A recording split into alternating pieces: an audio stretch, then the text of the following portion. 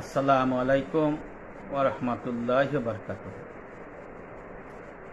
বর্তমান যুগের মুসলমানেরা, সেটা আলেমই হোক অথবা আলেমের ছাত্রই হোক, অল্প আহার করতে ভালোবাসেন না।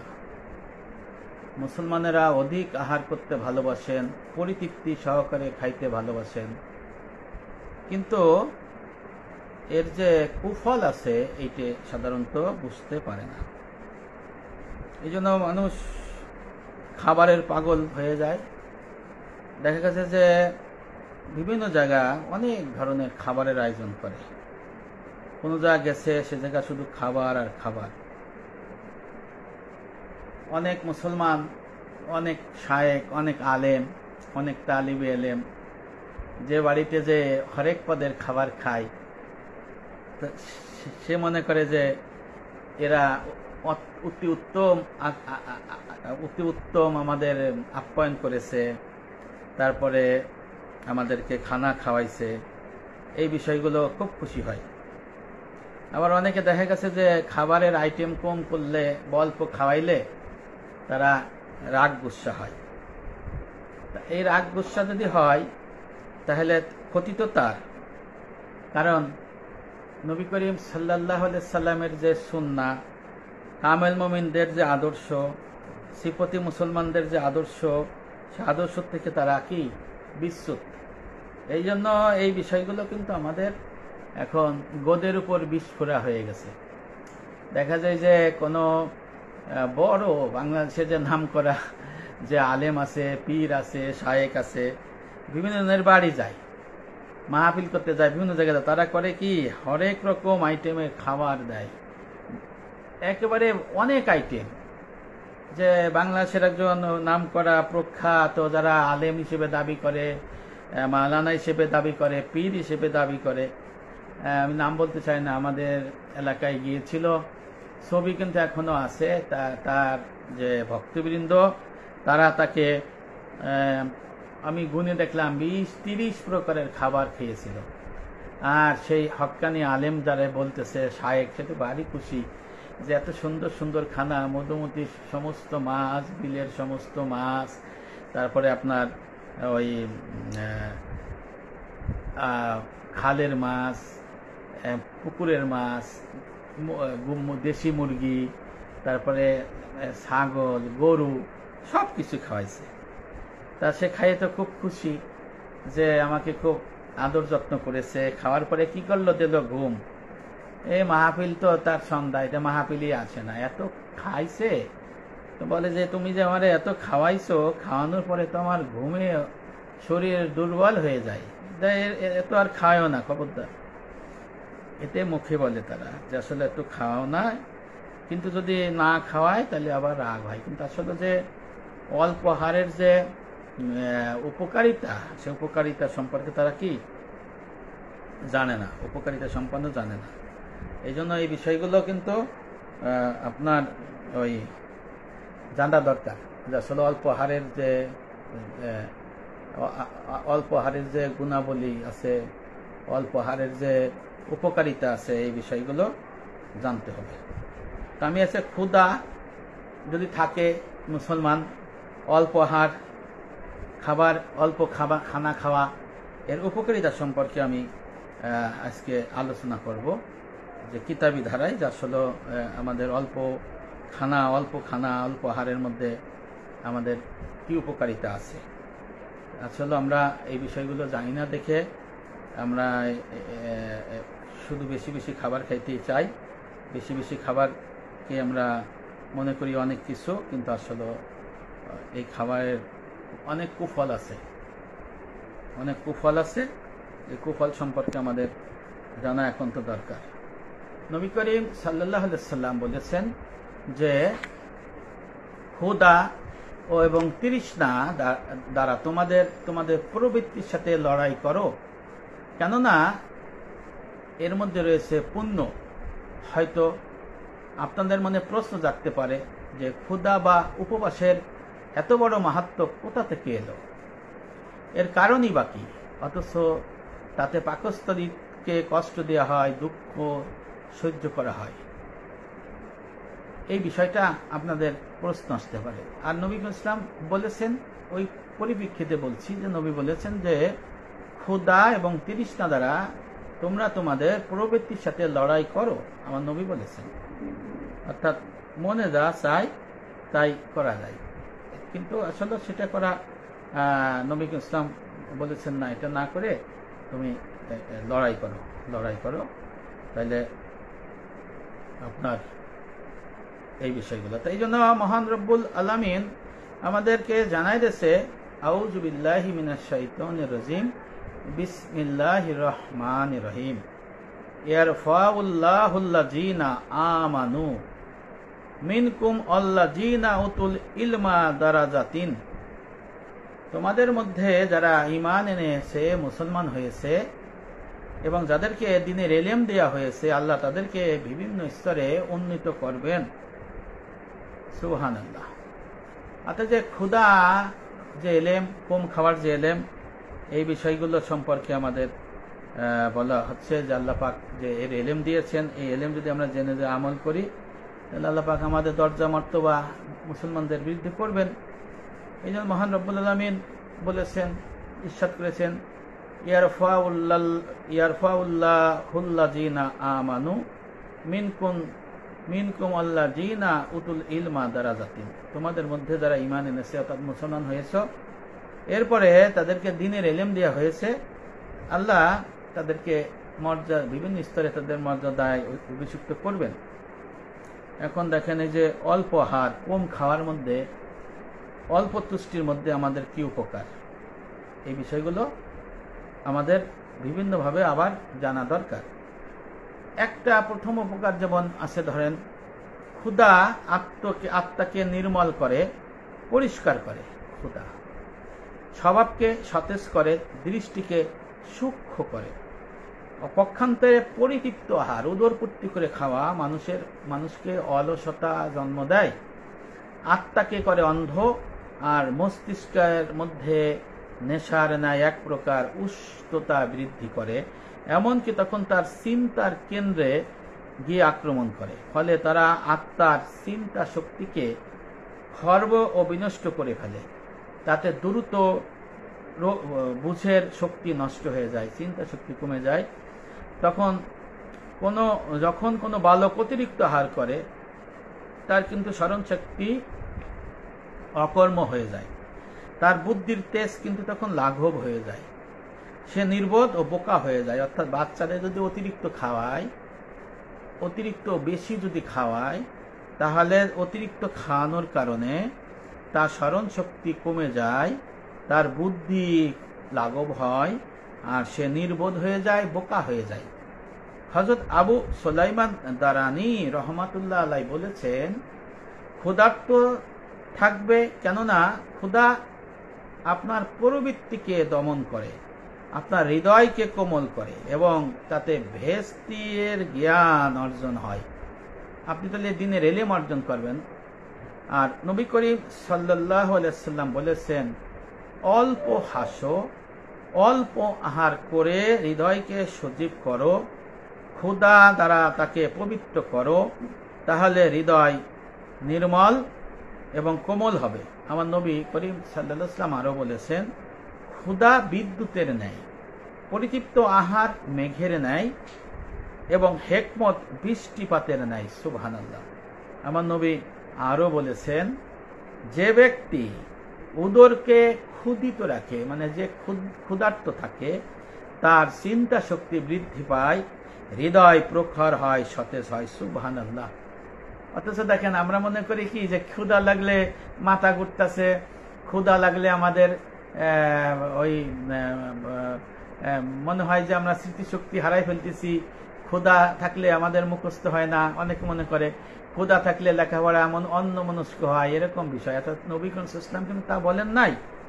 নবী করিম সাল্লাল্লাহু আলাইহি ওয়াসাল্লাম বলেছেন যে ব্যক্তি তার উদরকে ক্ষুধিত রাখে, অর্থাৎ সে ক্ষুধার্ত থাকে, তার চিন্তা শক্তি বৃদ্ধি পায়। আল্লাহ রাসূল বলেছেন, তার হৃদয় প্রখর হয় এবং তার হৃদয় সতেজ হয়। সুবহানাল্লাহ। রইসুল মুফাসসিরিন হযরত আব্দুল্লাহ ইবনে আব্বাস, নবী করিম সাল্লাল্লাহু আলাইহি ওয়াসাল্লামের আপন চাচাতো ভাই, তিনি বলেন, তার থেকে বর্ণিত হাদিস যে নবী করিম সাল্লাল্লাহু আলাইহি ওয়াসাল্লাম বলেছেন, যে ব্যক্তি পরিতৃপ্ত সহকারে খাবার খায়, পরিতৃপ্ত উদর পূর্তি করে খাবার খেয়ে ঘুমাইতে যায়, তার হৃদয় কঠিন হয়ে যায়। এরপর আমার নবী বললেন, প্রত্যেক বস্তুর জাকাত রয়েছে। শরীরের জাকাত হলো খোদা।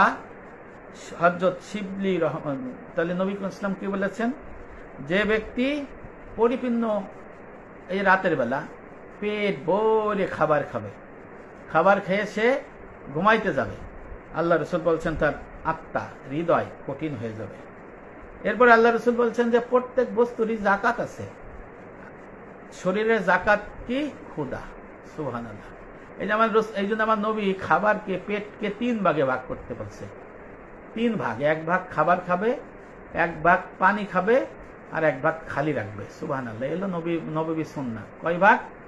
পেটের যে ক্ষুধা, পেটের যে খাদ্য ধারণের যে পাকস্থলী, এই পাকস্থলীকে 3 ভাগে ভাগ করতে বলছে আমার রাসূল। 3 ভাগের 1 ভাগ হলো খাবার দিবে, 3 ভাগের আর 1 ভাগ হলো পানি দিবে, আর 3 ভাগের অপর অংশ খালি থাকবে। এখন চিন্তা করে দেখেন তো, যে আমরা যে খাবার খাই, আমরা যতক্ষণ পর্যন্ত গোয়ালা এই পর্যন্ত না আসে ততক্ষণ খাইতেই থাকি।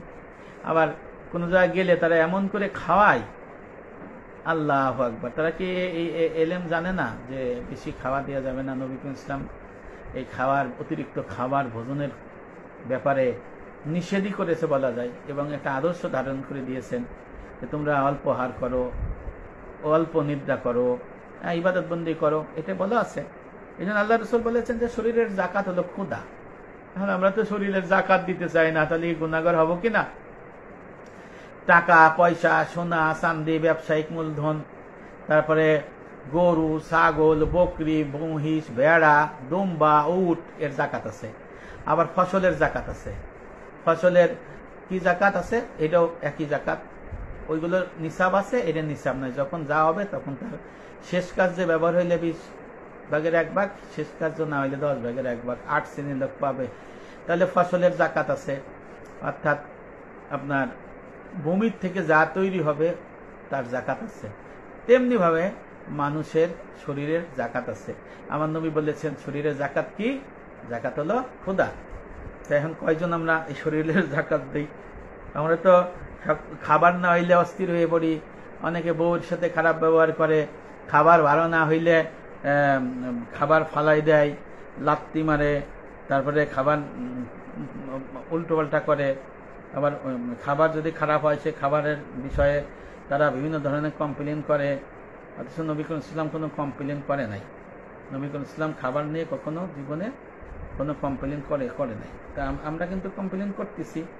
আমরা খাবারটাকে ঠিকমতো আমরা বেশি বেশি খাওয়ার জন্য চিন্তা করি, বাজার করি, সবকিছু যে বেশি বেশি বেশি বেশি। সকালবেলা ঘুম থেকে ওইটি খালি নাস্তা কানা চলতেই থাকে, সারাদিন সারা রাত খালি খাওয়ার চিন্তা। আচ্ছা, খাওয়ার চিন্তা যদি হয় তাহলে বন্দেগী চিন্তা থাকে না। একজন আল্লাহ লোক যদি আপনি হতে চান, আল্লাহর পরজগতে যদি মহামুক্তি পাতো সঞ্চয় করতে চান, তাহলে অবশ্যই আপনাকে আমাকে আমার রসুলের আদর্শ নবী সুন্নাহ অনুযায়ী আমাদের চলতে হবে। এর বাইরে আমাদের যদি চলি তাহলে আমরা চলতে পারবো না, আমাদের বিপদ হবে।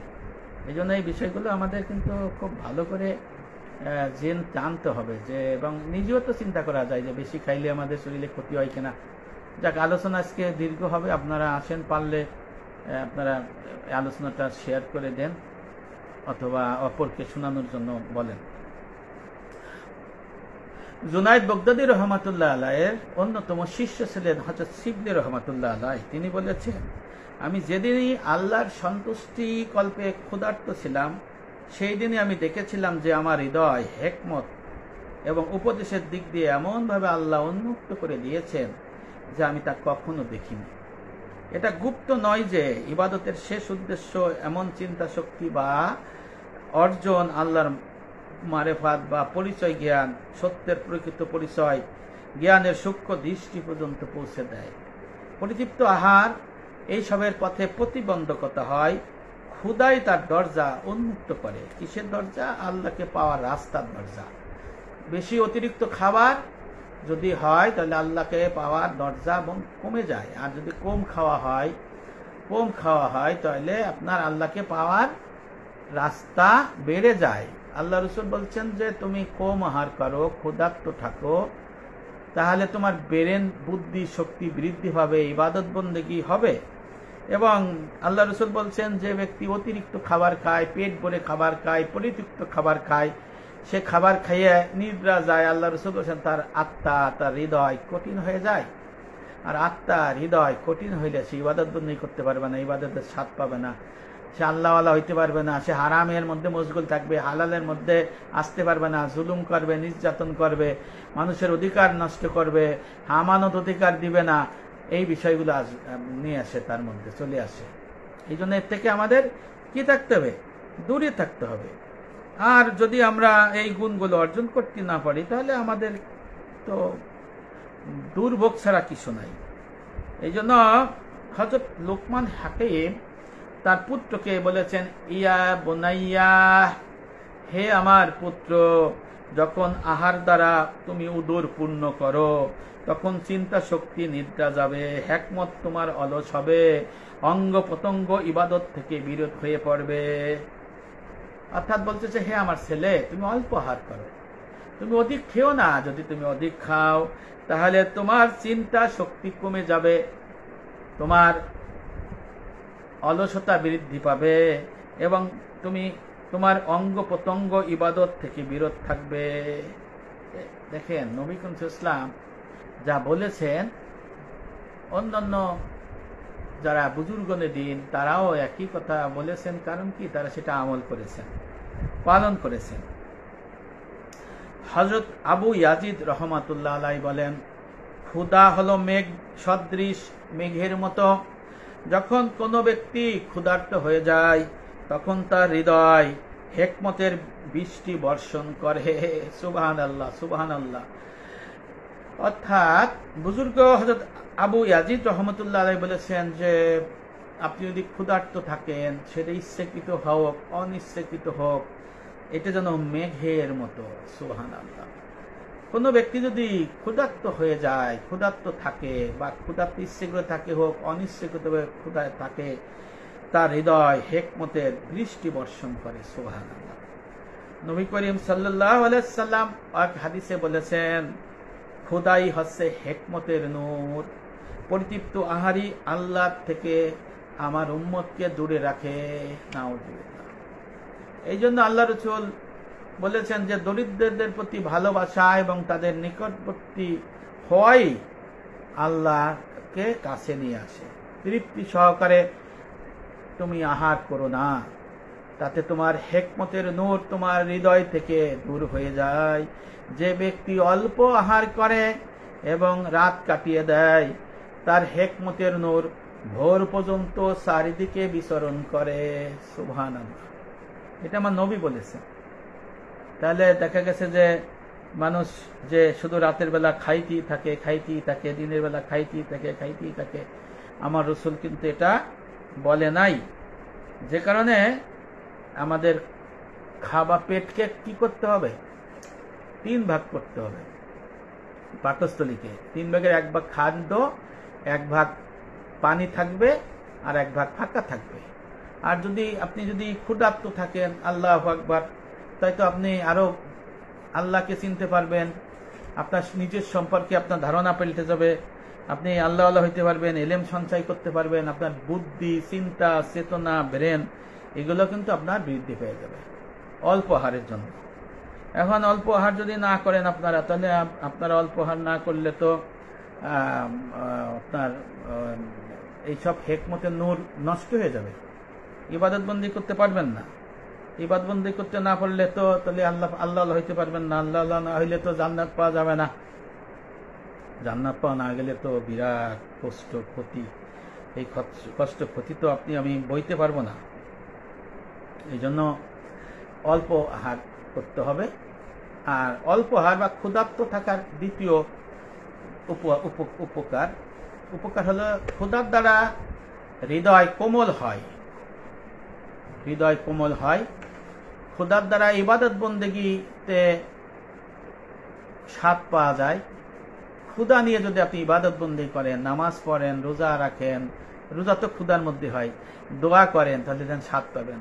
ক্ষুধা নিয়ে যদি আপনি আল্লাহর দরবারে 2 হাত তুলে দোয়া করেন, ওহে আমার রব, আমাকে আপনি ক্ষমা করে দিন, জালিমদের আপনি ধ্বংস করে দেন, এ আমার রব, আমার জিন্দগির সমস্ত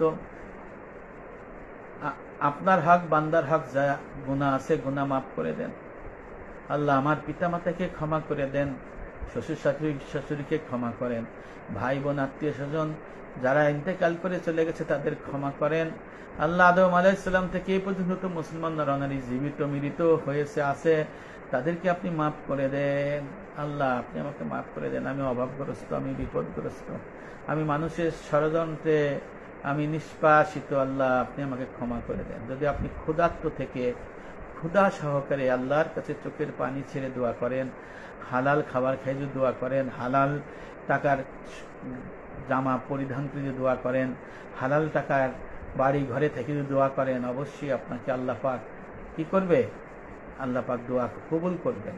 এবং এর জন্য ক্ষুধার্ত থেকে দোয়া করলে দোয়া কবুল হয় এবং আপনার দোয়ার মধ্যে স্বাদ তৈরি হয়, চোখের পানি ঝরতে থাকে, চোখের পানি ঝরতে থাকে, চোখের পানির দোয়া আল্লাহ কবুল করে। এবং অনেক মুসলমান আছে যাদের হুজুরি কলব, অর্থাৎ মনোযোগ ব্যতীত শুদ্ধ রচনার দ্বারা ইবাদত বন্দি করে, তারা কিন্তু অনেকে স্বাদ পায় না, তার প্রভাব আত্মার পর পতিত হয় না, কাজে সেরা কাঠের মতো নামাজ বন্দেগী করিয়ে যায়। কেননা আত্মার উপর তাদের কাঠিন্যের পর্দা পড়ে অধিক খাওয়ার জন্য। আল্লাহ রসুল বলছেন যে অধিক খাওয়াইলে তার আত্মা কঠিন কঠোর হয়ে যায়। আত্মা যদি কঠিন কঠোর হয়ে যায় তাহলে ইবাদতের স্বাদ পাওয়া যাবে না, সহজ কথা। আর ইবাদতের স্বাদ পাওয়া না গেলে মোনাজাত করলে মোনাজাতও আপনার মনের মধ্যে আত্মতৃপ্তি আসবে না, চোখের পানি আসবে না, হৃদয় আপনার শিহরিত হবে না, আল্লাহর কাছে কায়মানব বাক্যে দোয়া হবে না। অনেকে দোয়া করে দেখবেন এদিক তাকায় সেদিক তাকায়, ওইরম করে সেরম করে। এর কারণ কি জানেন? কিতাবের মধ্যে আছে আল্লাহ যে লেখা রয়েছে, তুমি যখন মোনাজাত করো যদি এদিক ওদিক তাকাও, তুমি কি ভেবে দেখো না তুমি কার কাছে মোনাজাত করছো? ও ভাইরা আমার, আপনি যদি জানেন আপনি কার কাছে মোনাজাত করতেছেন, এই চিন্তা ফিকির করেন, তাহলে জীবনে কুসপিনকালেও আপনার চোখ এদিক সেদিক যাবে না, আপনি এদিক তেদিক তাকাবেন না, আপনার হৃদয় অন্য দিকে ঘুরবে না। অর্থাৎ আপনার রবের কাছে আপনি দোয়া করতেছেন, আপনার রব আপনার রবের কাছে আকুতি মিনতি করতেছেন, সে জায়গায় আপনি এই দিক তাকান সেই দিক তাকান। এর কারণ কি জানেন? অধিক খাওয়ার জন্য, অধিক খাওয়া আর ঘুমানোর জন্য আপনার হৃদয় কঠিন হয়ে গেছে, আমার রসুল বলেছেন। দেখবেন অনেকে না দোয়া করে, দোয়া করার সময় এদিক তাকায় সেদিক তাকায়, তবার বিতরণ করে, এই যে হৃদয় কঠিন হয়ে যায়। আবার দেখা যাচ্ছে সিন্নি বিতরণ করে, মিষ্টি বিতরণ করে, তখন এদিক তাকায় সেদিক তাকায়, মোনাজাত চলে, এতে হৃদয় কি কঠিন হয়ে যায়। এর থেকে আমাদের দূরে থাকতে হবে। আসলে ইলমটা হয়তো অনেকের কাছে পৌঁছে নাই, অনেকে জানে না, এই জন্য বলে তুমি কার দিকে তাকায় ইবাদত করতেছো হে বান্দা? তুমি কার কাছে মোনাজাত করতেছো? তুমি কি জানো কার কাছে তোমার মোনাজাত করতেছো? তোমার রবের কাছে তুমি মোনাজাত করছো, অথচ তুমি জানো না যে কিভাবে চাইতে হয়। তুমি এদিক চাচ্ছ সেদিক চাচ্ছ, ওদিক তাকাচ্ছ, তোমার মনোযোগ নাই। আর এই মনোযোগ নাই কেন? আপনি আপনার রবের মাহাত্ম্য বুঝতে পারতেছেন না, আপনি আপনার রবের মূল্য বুঝতে পারতেছেন না, আপনার রবের কাছে চাইতেছেন এটা বুঝতেছেন না। আপনার হৃদয় পাষাণ হয়ে গেছে, আপনার হৃদয় কঠিন হয়ে গেছে, আত্মা অপবিত্র হয়ে গেছে। কারণ হলো আল্লাহ রাসূল বলেছেন অধিক খাওয়া আর পরিতৃপ্তি খাওয়া আর ঘুমানো। নাউযুবিল্লাহ। এই জন্য হৃদয়ের মধ্যে কি পর্দা পড়ে, পর্দা পড়ার কারণে মোনাজাতে স্বাদ থাকে না। দেখে মোনাজাত করে এদিক তাকায় সেদিক তাকায়, একজন মোনাজাত করে আর একজন কয় এদিক আসো, আর একজন মোনাজাত করে কয় এদিকে বসো, আল্লাহুম্মা আমিন আল্লাহুম্মা আমিন আল্লাহুম্মা আমিন আল্লাহুম্মা আমিন, কাছে আসো পাশে আসো। এর কারণ কি জানেন? এর কারণ হলো তার হৃদয়ে মধ্যে আল্লাহ পর্দা ফেলাই দিচ্ছে, আত্মা তার কলুষিত করে দিচ্ছে। কি কারণে? অধিক খাওয়ার কারণে, আর অধিক খাওয়ার কারণে আর ঘুমানোর কারণে। নাউযুবিল্লাহ। ইবাদত বন্দেগী বেশি করে না, এই জন্য তার মন কোমল হয় না। যদি মন কোমল হয় তাহলে তার নামাজের মধ্যে প্রভাব পড়বে। যখন আল্লাহু আকবার বলে নামাজে দাঁড়াবে, আপনি যদি অল্প খান, ক্ষুধার্ত থাকেন, যদি আপনি নামাজ পড়তে যান, যখন আপনি আজান শুনবেন আপনার শরীর ভয়ে কাঁপতে থাকবে যে ওই রবের কাছে আমার দাঁড়াইতে হবে। আপনি যদি না অজু করতে যান, তাহলে আপনি ভয়ে আপনার হাত পা কাঁপতে থাকবে যে পবিত্রতা অর্জন ছাড়া আমি আল্লাহর কাছে দাঁড়াবো কেমনে, আমার আল্লাহ পবিত্রতা পছন্দ করে নাই, পবিত্র ছাড়া নামাজ রোজা বন্দেগী নাই। এই জন্য হযরত হোসেন রাদিয়াল্লাহু ছেলে জয়নাল আবেদিন রাদিয়াল্লাহু যখন অজু করতেন তখন ভয়ে ফ্যাকাশে কান্নাকাটি করতেন। তার স্ত্রী বলতো, আপনি কেন এরকম ভয়ে ফ্যাকাশে হয়ে যান? তখন বলে, স্ত্রী রে, আমি কার সামনে দাঁড়াবো, কিভাবে দাঁড়াবো, এই চিন্তাই তো আমি অস্থির হয়ে যাইতেছি। এই জন্য হযরত জয়নাল আবেদিন রাদিয়াল্লাহু হোসেন রাদিয়াল্লাহু ছেলে সে যখন অজু করত তখন সে ফ্যাকাশে হয়ে যেত, নামাজে গেলে সে পাগল পরায়ণ হয়ে যাইত। এই জন্য এর কারণ কি, আমরা কেন হইতে পারতেছি না? আমরা অতিরিক্ত খাবার খাইতেছি, বেশি খাইতেছি, অতিরিক্ত ভোজন, পেটকে আমরা ক্ষুধার্ত রাখতে পারতেছি না, পেটকে আমরা আল্লাহ রসুলের সুন্নাহ অনুযায়ী রাখতে পারতেছি না। অধিক খাওয়ার জন্য, অধিক ঘুমানোর জন্য আমাদের আত্মা পাষাণ হয়ে গেছে। তাই আমরা ভালো করে নামাজ পড়ি না, নামাজ তাড়াতাড়ি পড়ে ফেলাই, ছটফটাই পড়ে ফেলাই, মেশিনের মতো পড়ে ফেলাই, মুনাজাত তাড়াতাড়ি দিতে পারলেই বাসি। এর কারণ হলো সে মুনাজাতে স্বাদ পায় না। এই জন্য উদর শূন্য থাকলেই এইসবের স্বাদ পাওয়া যায়। সুবহানাল্লাহ। এই জন্য হযরত আবু সুলাইমান দারানী রহমাতুল্লাহ আলাইহি বলেছেন, যখন আমার পিঠ উদরের সাথে লেগে গিয়েছিল, অর্থাৎ ক্ষুধায় আমার পিঠ লেগে গিয়েছিল, পেটে কিছু ছিল না, তখনই আমি আমার ইবাদত বন্দেগী, নামাজ বন্দেগী, দোয়া মুনাজাতে আমি স্বাদ পেয়েছি, আল্লাহকে ডেকে স্বাদ পেয়েছি। হযরত সুনাইদ বাগদাদী রহমাতুল্লাহ আলাইহি বলেছেন, যে ব্যক্তি তার এবং তার বক্ষের মধ্যবর্তী স্থানে খাদ্যের ডালা স্থাপন করে মুনাজাতের স্বাদ পেতে চায়, তার আশা সফল হবে না। সে যদি অধিক খায়, অধিক ঘুমায়, সে যদি মুনাজাতের স্বাদ চায়, জুনায়েদ বাগদাদী রহমাতুল্লাহ আলাইহি বলেছেন, সেই ব্যক্তি কখনোই মুনাজাতের স্বাদ পাবে না, আল্লাহর কাছে মুনাজাত কবুল হবে না। এবং তিনি আরো বলেন, যখন উদর পূর্তি হয়, উদর পূর্তি না হয়, উদর থেকে তৃষ্ণার্ত ক্ষুধার্ত, তখন নির্মল এবং কোমল হয়ে যায়, তখন তা পরিতৃপ্তি আহারে তুষ্ট হয়, তখন তা অন্ধ ও কঠিন হয়ে যায়। জুনায়েদ বাগদাদী রহমাতুল্লাহ আলাইহি বলেছেন, যদি আপনি ক্ষুধা নিয়ে থাকেন, ক্ষুধা ভাব নিয়ে থাকেন, তাহলে আপনার আত্মা নির্মল হয়, কোমল হয়। এই জন্য মুনাজাতে আপনি স্বাদ পাবেন, ইবাদত বন্দেগীতে স্বাদ পাবেন। আর যদি আপনি অতিরিক্ত খান, বেশি খান, মাছ কিনে আনছেন বিশাল, পুকুরে বিরাট মাছ পাইছেন, বিশাল পুকুরের মাছ, মাছের পেটি খাবেন, মাথা খাবেন, সবকিছু খাবেন, আপনি খাবেন। মাছ হইছে পুকুরে বিশাল কি চিতল মাছ, চিতল মাছের পেটিও আপনি খাবেন, এটাও খাবেন, সেটাও খাবেন।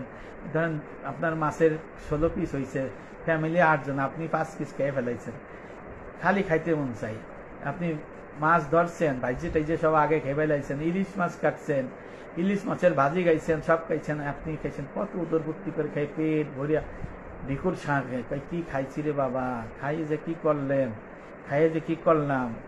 এর জন্য কি অন্তর কঠিন হয়ে যায়, দোয়াতে উপকার হয় না, ইবাদতে উপকার হয় না। এই জন্য জুনায়েদ বাগদাদী রহমাতুল্লাহ আলাইহি বলেছেন যে মুনাজাতের স্বাদ যদি আপনি পাইতে চান, তাহলে আর আল্লাহর বিষয়ে যদি চিন্তা ভাবনা করতে না, এলেম যদি শিখতে চান, এলেম, তাহলে আপনার কি করতে হবে? আপনার কম খাইতে হবে। আর যদি আপনি তাসাউফের এলেম শিখতে চান, মারফতের এলেমে আসতে চান, মারেফাতজ্ঞ ফেকা তাসাউফের এলেম শিখতে চান, আল্লাহ আল্লাহ হইতে চান, দেহত্তা মালের বন্দেগী করতে চান, তাহলে আপনার অল্প খাইতে হবে, মাঝে মাঝে ক্ষুধার্ত থাকতে হবে। রোজা থাকে এই কারণে। দেখেন রোজার মধ্যে, দেখেন রোজা থাকলে কত উপকারিতা। সামনে রোজা আসতেছে, দেখবেন রোজাকে যদি আপনি উপভোগ করতে পারেন, রোজাকে যদি আপনি এনজয় করতে পারেন, তাহলে আপনি বুঝতে পারবেন যে আসলে কি জিনিসটা হয় যদি হালাল খাবার খায়, হালালের মধ্যে থাকেন। ক্ষুধার তৃতীয় উপকার, আমি প্রথম উপকার বললাম, দ্বিতীয় উপকার, তৃতীয়। ক্ষুধার তৃতীয় উপকার হলো হৃদয় ভগ্ন হওয়া। হৃদয় ভগ্ন হওয়া অর্থাৎ এই হৃদয় যদি ভগ্ন হয়, তাতে দীনতা অর্জিত হয়, ক্ষুধায় গর্ব ও আমোদ প্রমোদ দূরীভূত হয়ে যায়, যা নাফরমানি এবং আল্লাহ থেকে অসতর্ক থাকার মূল কারণ, এবং যা প্রবৃত্তিকে ভয় করে না। এর কারণ হৃদয় ভগ্ন হয়। আপনি দেখবেন যখন আপনি ক্ষুধা থাকেন, মনটা কেমন থাকে, আনমনা থাকে, মনের মধ্যে দুঃখ কষ্ট থাকে, থাকে না? ক্ষুধার্ত, খাবার নাই, খাচ্ছেন না, হ্যাঁ, আপনার সংসারের ভাতও নাই, আবার আপনি অল্প খাচ্ছেন 3 ভাগের 1 ভাগ, তা মনটা একটু খারাপ লাগে। আবার ডাইনিং টেবিলে খাবার ভরা, আপনি অল্প খাচ্ছেন, যে বেশি খাইলাম না। এতে কি হচ্ছে, এর কারণে আপনার দীনতা অর্জন হচ্ছে। আপনি হীনতা, দীনতা, ছোট, আল্লাহর কাছে এরকম হয়ে গেলেন। এর ফলে আপনার ক্ষুধায় আপনি গর্ব দূর হবে, আমোদ প্রমোদ আপনার থাকবে না। যে ফুর্তি করে নাচনে আলি, গানে আলি, বিভিন্ন জায়গা যায়, হ্যাঁ, বিভিন্ন ধরনের মোটরসাইকেল শোডাউন করে, এসব কি জন্য হয়? অতিরিক্ত খাওয়া, আমোদ ফুর্তির জন্য। তো অতিরিক্ত খাইলে আমোদ ফুর্তি আসে, আমোদ ফুর্তি করতে যে পাপাচারে লিপ্ত হয়। দেখছেন কি সুন্দর। আপনি যদি অল্প খান, ক্ষুধার্ত থাকেন, তাহলে আর আপনার মনের মধ্যে আমোদ ফুর্তি আসবে না, আপনার গর্ব আসবে না, নেতাগিরিও আসবে না, আপনি কিছুই করতে পারবেন না। তখন আপনার মধ্যে আল্লাহর ভীতি আসবে এবং আল্লাহর নাফরমানি থেকে আপনি বাঁচতে পারবেন। আল্লাহর অসতর্কতার কারণ, আপনার অসতর্কতার কারণে যে পাপাচার সংগঠিত হয়, সেগুলো আপনার থাকবে না। আর প্রবৃত্তিকে জয় করতে পারবেন। প্রবৃত্তি হলে মন যা চায় তাই করতে মন চায়, যা মন চায়। মনে চাইলেও আমি ঘুমাবো, অথচ যদি মন বলে তুমি ঘুমাও, আপনি যদি বলেন আমি ঘুমাবো না, তাহলে এই প্রবৃত্তিকে আপনি জয় করতে পারলেন। খাবার এসে গেছে অনেকগুলো, আপনার মন চাইতেছে খাবার খাওয়া, আপনি আত্মাকে বলেন আত্মা আমি খাবার খাবো না, এটা হলো প্রবৃত্তিকে বিজয় করা। আপনার গরম লাগতেছে, ফ্যান চালানোর কথা, এসি চালানোর কথা, আপনি এসি চালাবেন, ফ্যান চালাবেন, আরামে থাকবেন। কিন্তু হৃদয়কে বললেন হে হৃদয়, হে মন আমার, গরমে থাকো, ফ্যান চালাইও না, গরমে থাকো, এসি চালাইও না। তাহলে প্রবৃত্তিকে জয় করা হলো, এর জন্য সওয়াব আছে। সুবহানাল্লাহ। এই জন্য দেখেন, এই প্রবৃত্তি আমরা জয় করতে পারি না। এই কুপ্রবৃত্তিকে জয় করা সমুদ্রের বিপরীত মুখে থেকে আছে। যেন অনেকে রাজনীতি করে, রাজনীতির মধ্যে থাকে, তারা আনন্দ পায়, কিন্তু রাজনীতির থেকে দূরে যাওয়া যে কত কষ্ট, রাজনীতি ছেড়ে দেওয়া যে কত কষ্ট, যে ছাড়ে সে বোঝে। যদি সে ছেড়ে দিতে পারে, দূরে থাকতে পারে, সে তার কুপ্রবৃত্তিকে জয় করলে সওয়াব পাবে। সুবহানাল্লাহ। পাপাচার থেকে দূরে থাকবে। আমি উদাহরণ দিচ্ছি আর কি। অনেকে আছে রাজনীতির মধ্যে থাকে, বিভিন্ন কর্মের মধ্যে থাকে, কিন্তু সে ছাড়তে পারে না। যদি ছেড়ে দেয় তাহলে সে প্রবৃত্তি থেকে কি জয় করতে পারলো, যে না আমার সুযোগ ছিল, আমি এটা ছেড়ে দিয়েছি। এজন্য তার উপকার আছে, লোকসান নাই। এই জন্য সর্বদা নিজের অসহায়ত্ব এবং ব্যর্থতা যদি আপনি নিজের মধ্যে দেখেন, এবং পক্ষান্তরে প্রভুর সম্মান, প্রভুর গৌরব, প্রভুর ক্ষমতা, সৌভাগ্য, ক্ষমতা যদি আপনি দেখেন, অনুধাবন করেন, তাহলে আপনার সৌভাগ্য অর্জিত হবে। সুতরাং সর্বদা সবসময় ক্ষুধার্ত থাকবেন, আল্লাহর নিকট ক্ষুধা নিবৃত্তির প্রার্থনা করবেন, তাহলে ইবাদতে আপনি স্বাদ পাবেন, ইবাদত বন্দেগী আপনার কবুল হবে। আবার অন্তর আপনার কি হবে, নরম হবে, অন্তর কঠিন হবে না। আর অন্তর যদি কঠিন হয়ে যায়, তাহলে নামাজ বন্দেগী মোনাজাতে আপনি স্বাদ পাবেন না। এই জন্য নবী করিম সাল্লাল্লাহু আলাইহি ওয়াসাল্লামের সম্মুখে দুনিয়ার ধন সম্পদ উপস্থিত করা হয়েছিল, আমার নবী মুহাম্মদ সাল্লাল্লাহু আলাইহি ওয়াসাল্লাম তা প্রত্যাখ্যান করেছিলেন এবং বলেছেন যে আমি একদিন ক্ষুধার্ত থাকা আর পরদিন আহার করাকে ভালোবাসি। আমার রাসূল বলেছেন আমি একদিন ক্ষুধার্ত থাকবো আর একদিন খাবো, এটা আমি ভালোবাসি। যেদিন ক্ষুধার্ত থাকবো সেই দিন আমি ধৈর্যের সাথে বিনম্র হব, যেদিন আহার করব সেদিন আমি কৃতজ্ঞতা প্রকাশ করব। সুবহানাল্লাহ।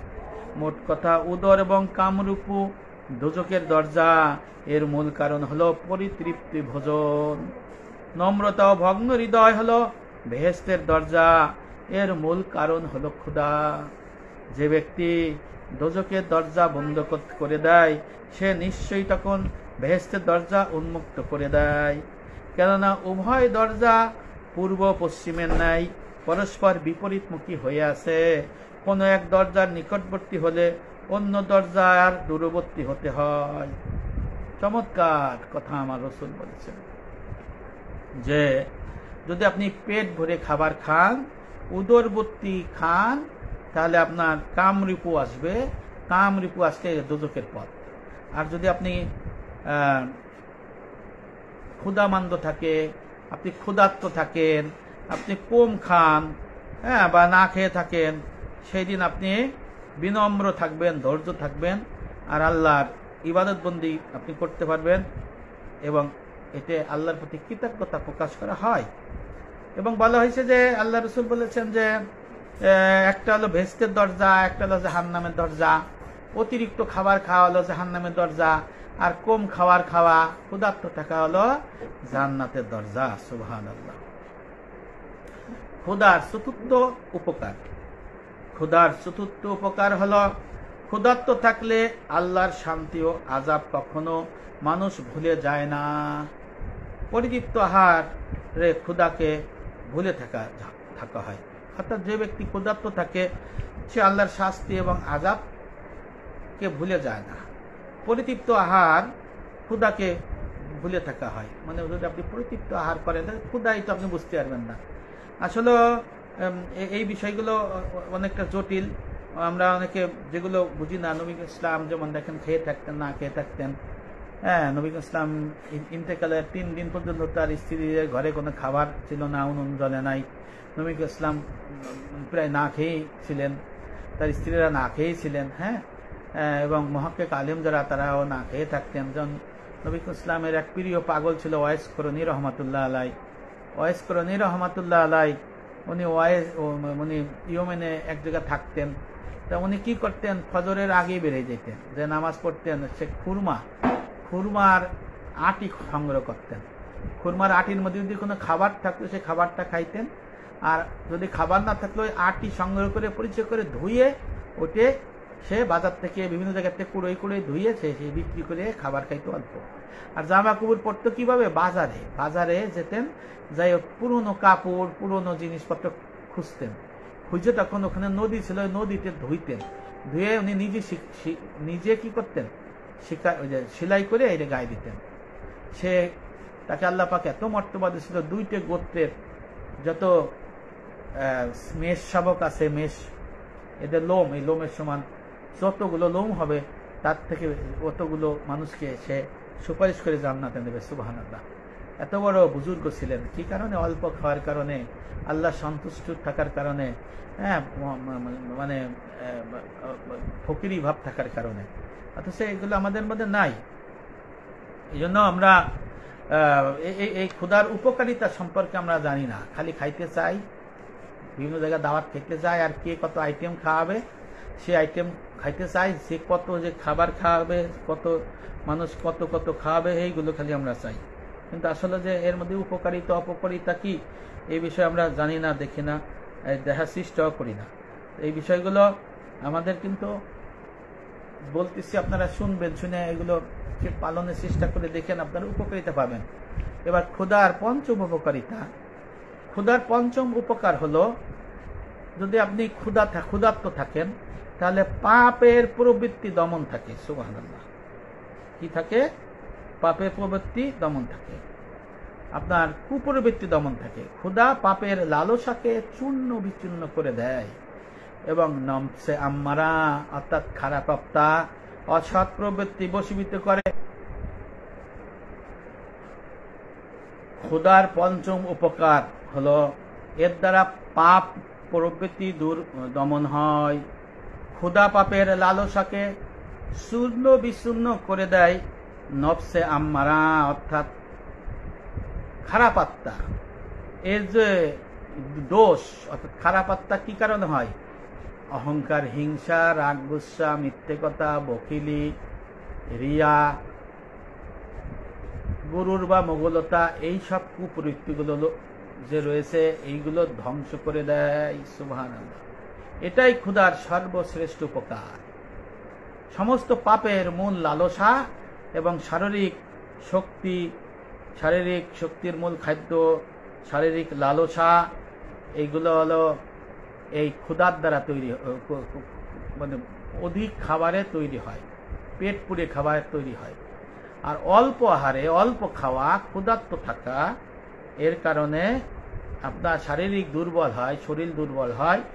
এই শরীর দুর্বল যদি হয়ে যায় তাহলে আপনার মনের কুপ্রবৃত্তি যেগুলো আছে এটা কি দূর হয়ে যায়।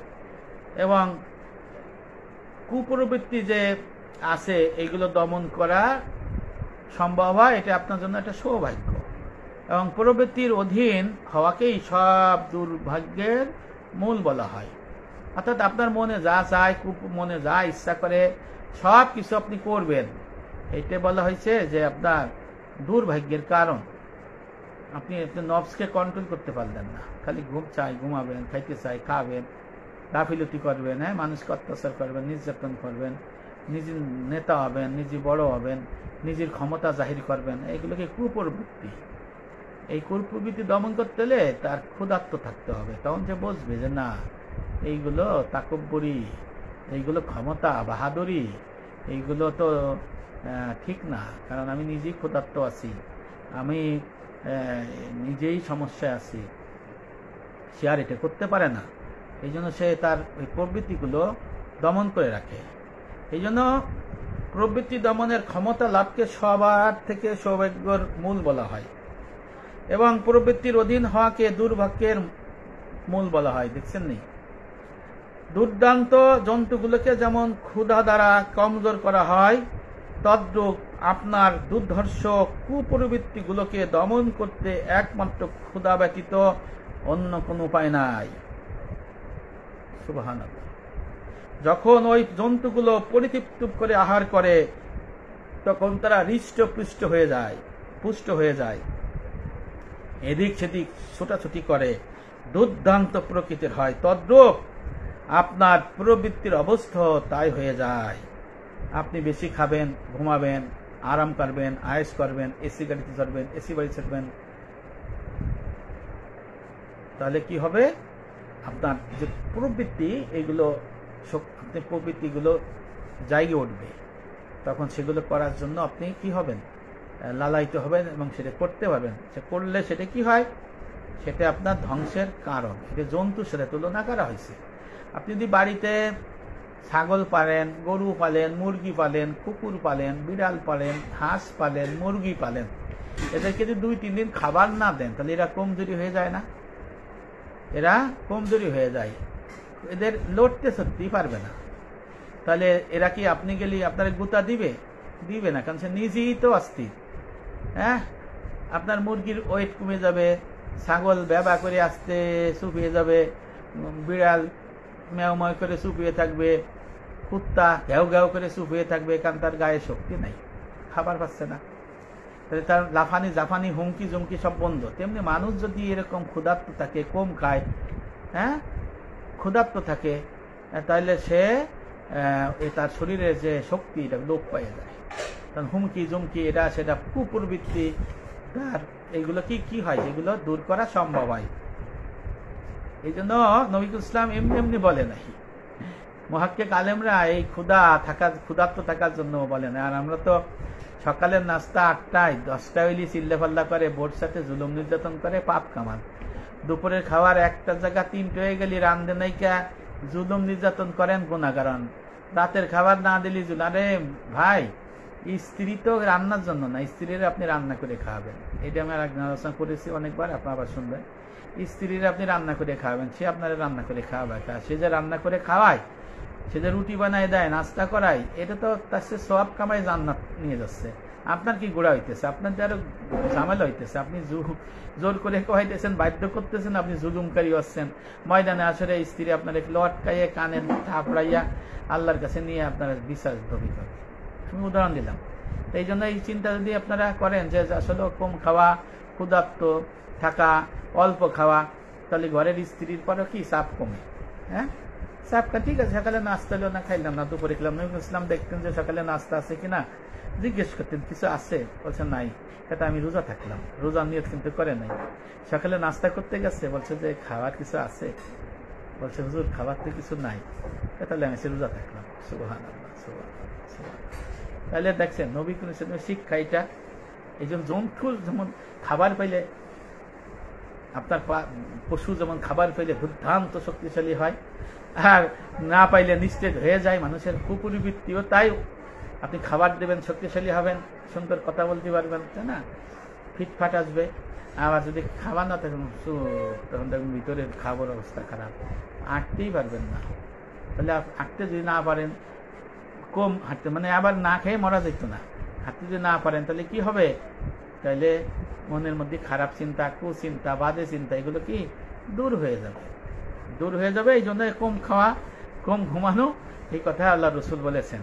আবার স্ত্রী সন্তানদের প্রতি অত্যাচার নির্যাতন কম করা হবে। হযরত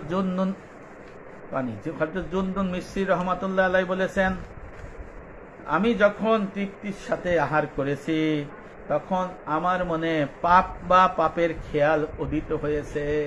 আল্লাহু আকবার। হযরত জুনদুন মিসরি রহমাতুল্লাহ আলাইহি উনি কত বড় আল্লাহর আলেম ওলি ছিলেন, এটাই অনেকে জানে না। আল্লাহওয়ালা জান্নাতি মানুষ আমরা বলতে পারি। হযরত জুনদুন মিসরি রহমাতুল্লাহ আলাইহি উনি বলেছেন, যখন আমি উদর পূর্তি সহকারে তৃপ্তির সহিত খাবার খেয়েছি তখনই আমার মনে পাপ করার খেয়াল উদয় হয়েছে। তখন আমার মনে পাপাচার করার খেয়াল উদয় হয়েছে। নাউযুবিল্লাহ।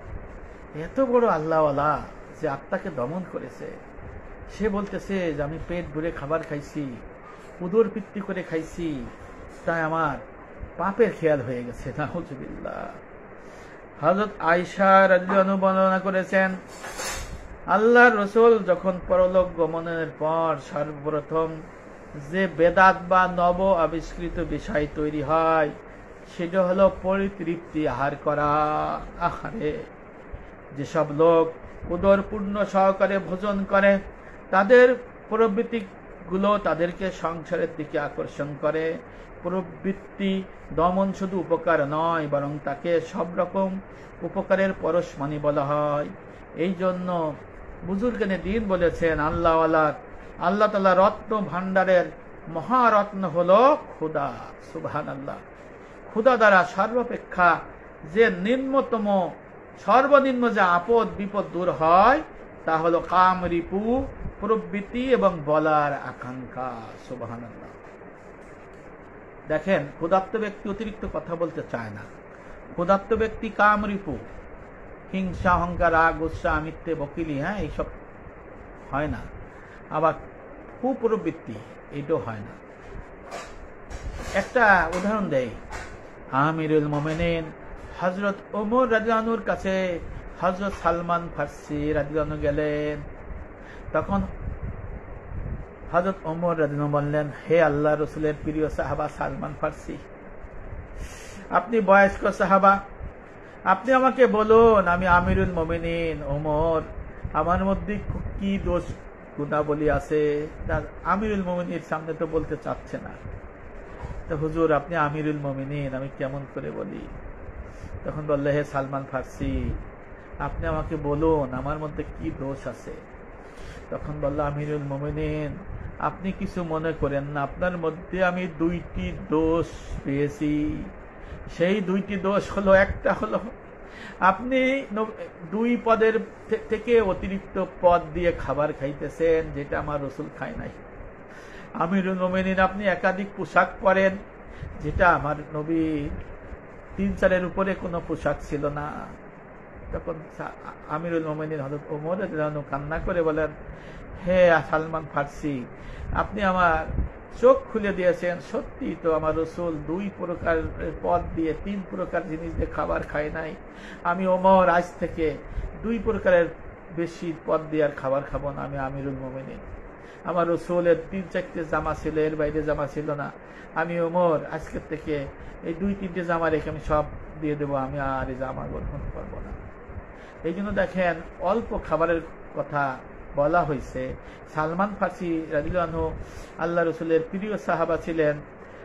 উনি আমিরুল মুমিনিন, যিনি মুসলিম জাহানের প্রেসিডেন্ট ছিলেন, নেতা ছিলেন, নায়েবে রাসূল ছিলেন, নায়েবে নবী ছিলেন। তাকে বললেন, হুজুর, আপনার মধ্যে 2টো দোষ পাইছি। একটা দোষ হলো আপনি অতিরিক্ত পদ, মানে বিভিন্ন ধরনের তরকারি, অতিরিক্ত তরকারি, অনেক প্রকারের তরকারি দিয়ে খাবার খাচ্ছেন।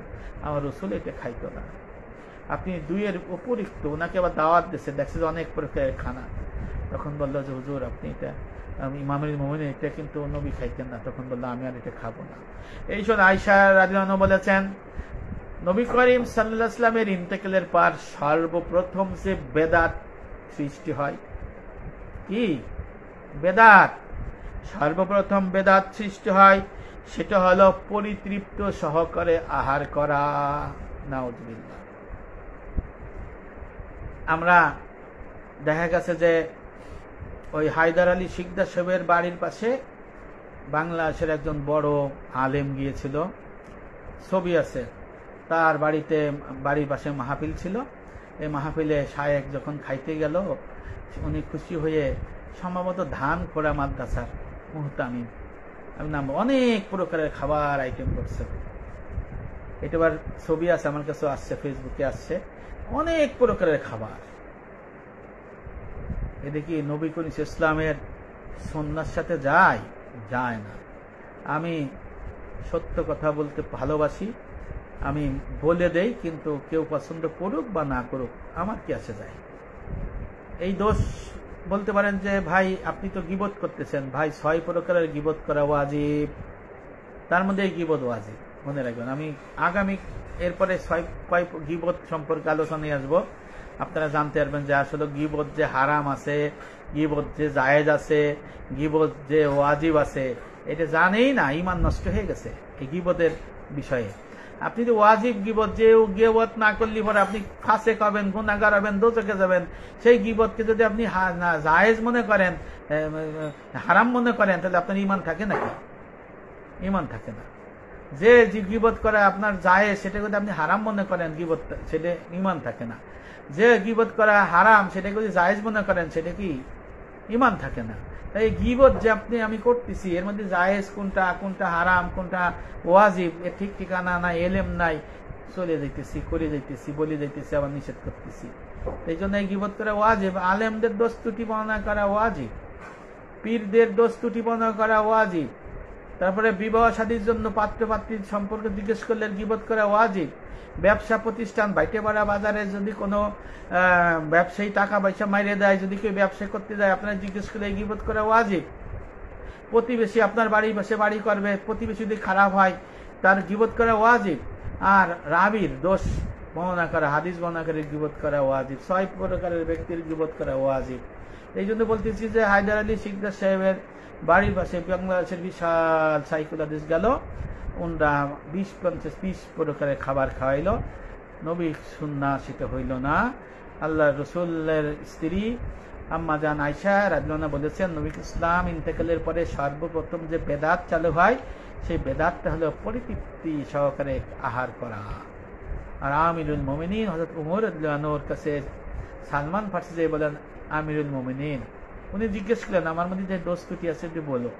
তখন বলছে, আমিরুল মুমিনিন, আপনার মধ্যে দোষ ত্রুটি আছে 2টা। একটা হলো অনেকগুলো জামা আপনি পরেন, এই একটা। আর একটা হলো আপনি ওই যে আর একটা হলো আপনি ওই অধিক জিনিস দিয়ে খাবার খান, অধিক পদ দিয়ে, বিভিন্ন পদ দিয়ে খাবার খান। এই জন্য দেখা গেছে যে আমার ভাই হায়দার আলী শিকদার সাহেবরা মধুমতির মাছ কেনে, কত প্রকারের 3-4-5 প্রকারের মাছ কিনে ফেসবুকে দেখায়, আবার রান্নাও করে ফেসবুকে দেখায়, খাবার খায়। এটা কি নববী সুন্নাহর অন্তর্ভুক্ত হলো না? আমি বলছি আর কি, তাই অল্প পদ খাইতে হবে। তাহলে অল্প পদের এই কম খাওয়া, ক্ষুধার্ত থাকার ফজিলত এবং এর বাইরে না মানে অতিরিক্ত খাবার খেলে যে কি কুফল, সেটা আলোচনা করতেছি। এই জন্য বলা হয়েছে যে নবী ইসলাম ইন্তেকালের পরে সর্বপ্রথম যে বেদাত চালু হয়, সেটা হলো অতিরিক্ত খাবার খাওয়া, পরিতৃপ্ত করে খাবার খাওয়া। এবার ক্ষুধার্ত থাকার, কম খাওয়ার 6ষ্ঠ উপকার। ক্ষুধা থাকার আর একটা উপকার হলো এর দ্বারা নিদ্রা দূর হয়, ঘুম আসে না। ঘুম মানে আপনার পেটে যদি ক্ষুধা থাকে, এবং অনিদ্রা স্থায়ী হয়। যে ব্যক্তি পরিতৃপ্তি সহকারে খাবার খায়, ভোজন করে, সে অধিক পান করে, তার অধিক নিদ্রা হয়।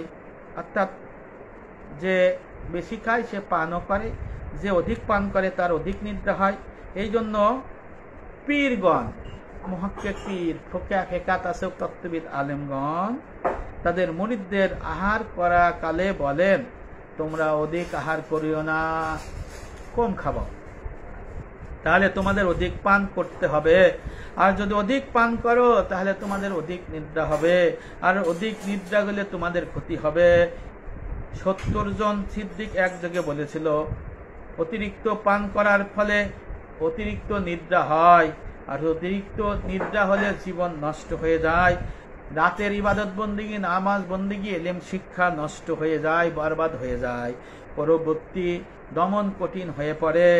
আয়ু মানুষের জীবনে সর্বাপেক্ষা মূল্যবান বস্তু। মানুষের ধন সম্পদ অপেক্ষা তা অধিক মূল্যবান। নিদ্রা হলো মৃত্যু স্বরূপ। অধিক নিদ্রা গেলে মানুষের জীবনকাল কমে যায়। অথচ সৎ জীবনের মাহাত্ম্য ও ফজিলত গুপ্ত নয়, নিদ্রা দ্বারা তা নষ্ট হয়ে যায়। নিদ্রার আমেজ এসে গেলে তা নিয়ে রাতের ইবাদত বন্দেগী করলে সেই ইবাদতের স্বাদ পাওয়া যায় না। ঘুমাই ঘুমাই করে, ঘুমটি কটি করে, দেখছেন না, ঘুমাই ফেলে যায়, নামাজ পড়তে থাকে, কিন্তু লাভ কি? তাহাজ্জুদ আপনারা দেখবেন যে, দেখেন আমি একটা উদাহরণ দেই। রমজান মাসে আপনারা তারাবির নামাজ পড়েন। এই তারাবি যখন শুরু হয়, আল্লাহু আকবার দেওয়ার আগে লাইট বন্ধ করো, লাইট বন্ধ করো, লাইট বন্ধ করো। অথচ অন্ধকারে নামাজ পড়া মাকরুহ। অন্ধকারে নামাজ পড়লে নামাজের কোনো সওয়াব হয় না। ভালো করে মুখস্থ রাখেন, অন্ধকারে নামাজ পড়লে নামাজের কি হয় না? সওয়াব হয় না। এখন যদি আপনি অন্ধকারে নামাজ পড়েন, একদিকে মাকরুহ হচ্ছে নামাজ, সওয়াব হচ্ছে না। আবার অন্ধকারে নামাজ পড়লে ঘুম ঘুম ভাব আসে। ইমাম সাহেব রুকুতে যায়, মুক্তাদি দাঁড়াই থাকে। ইমাম সাহেব সিজদাতে যায়, মুক্তাদি তখন রুকুতে যায়।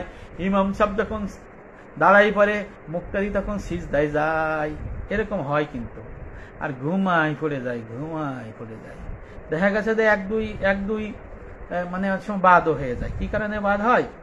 যে অতিরিক্ত খাওয়া।